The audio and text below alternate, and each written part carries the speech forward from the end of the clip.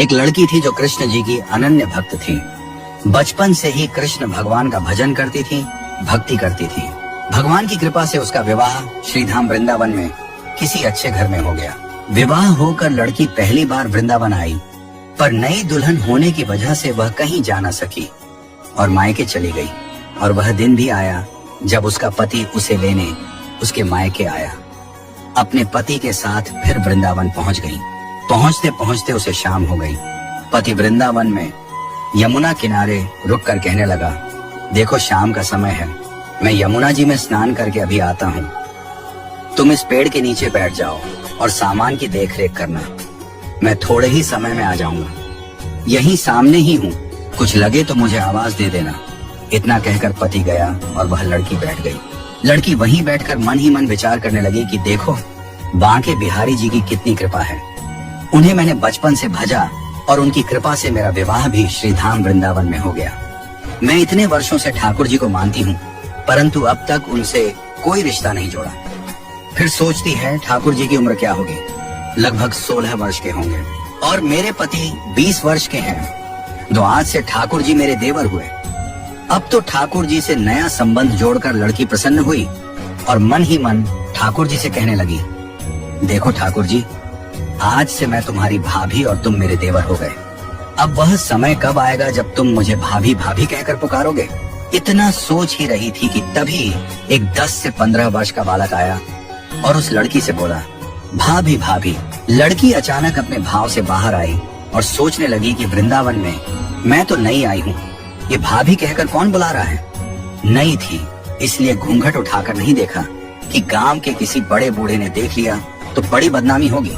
अब बालक बार बार कहता पर वो उत्तर नहीं देती। बालक पास आया और बोला, नेक अपना चेहरा तो दिखाए दे। ये सुनकर वो और कसकर घूंघट पकड़कर बैठ गई। फिर उस बालक ने जबरदस्ती घूंघट उठाकर देख लिया। थोड़ी देर में उसका पति आ गया। उसने सारी बात अपने पति से कही। पति ने कहा, तुमने मुझे आवाज क्यों नहीं दी। वो बोली, वह तो इतने में भाग ही गया था, बस मैंने उसका चेहरा देखा। पति बोला, चिंता मत कर, वृंदावन बहुत बड़ा थोड़े ही है। कभी किसी गली में लड़का मिल गया तो हड्डी पसली एक कर दूंगा। फिर कभी ऐसा नहीं कर सकेगा।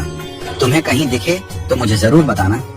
फिर कुछ दिन बाद उसकी सास ने अपने बेटे से कहा, बेटा देख तेरा विवाह हो गया है, बहू मायके से भी आ गई है। तुम दोनों बांके बिहारी जी के दर्शन के लिए अभी तक नहीं गए हो। कल जाकर बहू को दर्शन कराकर ले आना।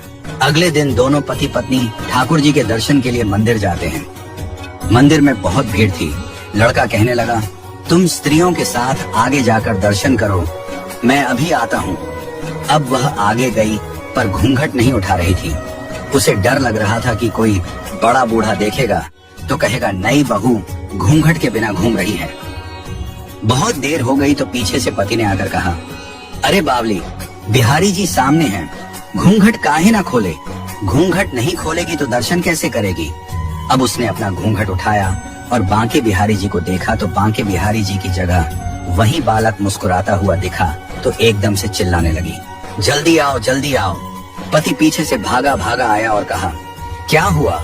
उस दिन जो मुझे भाभी भाभी कहकर भागा था वह मिल गया, कहाँ है। अभी उसे देखता हूँ। ठाकुर जी की ओर इशारा करके बोली, यह रहा, आपके सामने ही तो है।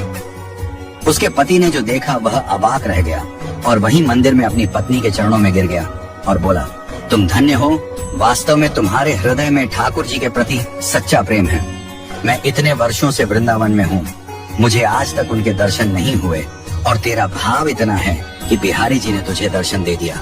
ये सच्ची घटना सुनकर आपको कैसा लगा, कमेंट बॉक्स में जरूर बताएं।